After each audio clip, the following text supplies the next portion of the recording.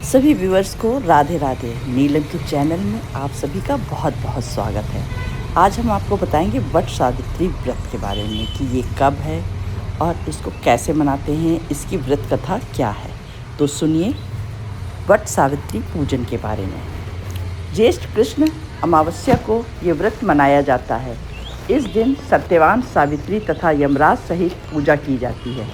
तत्पश्चात फल का भक्षण करना चाहिए। ये व्रत रहने वाली स्त्रियों का सुहाग अचल मृतक पति सत्यवान को धर्मराज से भी जीत लिया था। स्वर्ण या मिट्टी से सावित्री, सत्यवान तथा भैंसे पर सवार यमराज की प्रतिमा बनाकर धूप, दीप, चंदन, फल, रोली, केसर से पूजन करना चाहिए तथा सावित्री सत्यवान की कथा भी सुननी चाहिए। इसको वट अमावस्या भी कहते हैं, इसलिए बरगद की पूजा का भी विधान है।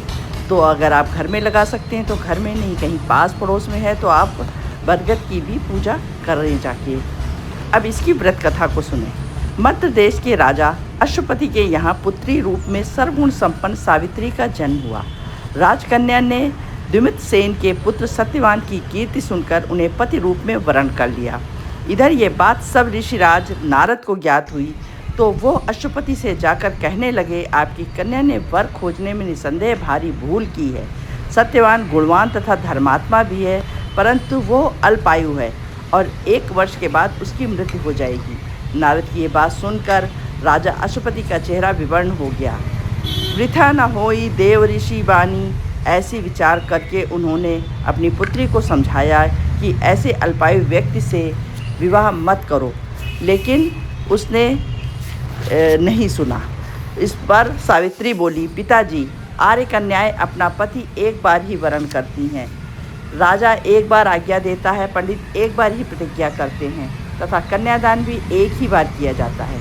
अब चाहे जो भी हो, मैं सत्यवान को ही वर स्वरूप स्वीकार करूंगी। सावित्री ने नारद से सत्यवान की मृत्यु का समय मालूम कर लिया। अंतोगत्वा उन दोनों को पाणी ग्रहण संस्कार में बांधा गया। वो ससुराल पहुंचते ही सास ससुर की सेवा में दिन रात रहने लगी। समय बदला, ससुर का बल क्षीण होता गया, शत्रुओं ने राज छीन लिया। नारद का वचन सावित्री को दिन प्रतिदिन अधीर करता रहा। उसने जब जाना कि पति की मृत्यु का दिन नज़दीक आ गया है, तब 3 दिन पूर्व ही उसने उपवास शुरू कर दिया। नारद द्वारा कथित निश्चित तिथि पर पितरों का पूजन किया। नित्य की भांति उस दिन भी सत्यवान अपने समय पर लकड़ी काटने के लिए जब चला तो सावित्री भी सास ससुर की आज्ञा लेकर चलने को तैयार हो गई।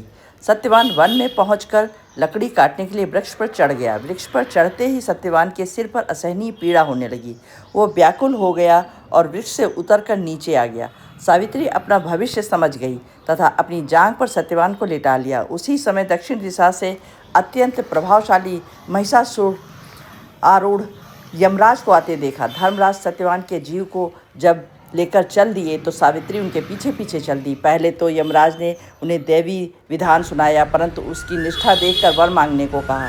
सावित्री बोली, मेरे सास ससुर वनवासी तथा अंधे हैं, उन्हें आप दिव्य ज्योत प्रदान करें। यमराज ने कहा, ऐसा ही होगा, अब लौट जाओ। यमराज की बात सुनकर उसने कहा, भगवान, मुझे अपने पति देव के पीछे पीछे चलने में कोई परेशानी नहीं, पति का अनुगमन करना मेरा कर्तव्य है। ये सुनकर उन्होंने फिर वर मांगने को कहा। सावित्री बोली, हमारे सास ससुर द्युमत सेन का राज्य छिन गया है, उसे वे पुनः प्राप्त करें तथा धर्मपरायण हो। यमराज ने वो भी वर देकर लौट जाने को कहा, परंतु उसने पीछा न छोड़ा। अंत में यमराज को सत्यवान का प्राण छोड़ना पड़ा तथा सावित्री को सौपुत्र का आशीर्वाद भी प्रदान किया। सावित्री को ये वरदान देकर धर्मराज अंतर्ध्यान हो गए तथा इस प्रकार सावित्री उस वृक्ष वृक्ष के नीचे आई जहाँ पति का मृत शरीर पड़ा था। ईश्वर की अनुकंपा से उनमें जीवन संचार हुआ तथा सत्यवान उठकर बैठ गए। दोनों हर्ष से प्रेमालिंगन करके राजधानी की ओर लौट गए तथा माता पिता को भी दिव्य ज्योति वाला पाया। इस प्रकार सावित्री सत्यवान चिरकाल तक राज्य सुख भोगते रहे। ये व्रत सुहागिनें स्त्रियां करती हैं और सभी सुहागिन स्त्रियों को करना चाहिए। इस प्रकार व्रत करने से सभी सुहागिन स्त्रियों को बहुत चिरायु मिलती है पति को, इसलिए आप लोग भी जो भी चाहें वो इस व्रत को करें और अपने अपने पति की लंबी आयु की कामना करें और अगले फिर व्रत उपवास में हम आपको मिलेंगे। तब तक के लिए हम आपसे विदा लेते हैं। आप लोग अपना ध्यान रखिए, स्वस्थ सुखी व प्रसन्न रहिए। राधे राधे।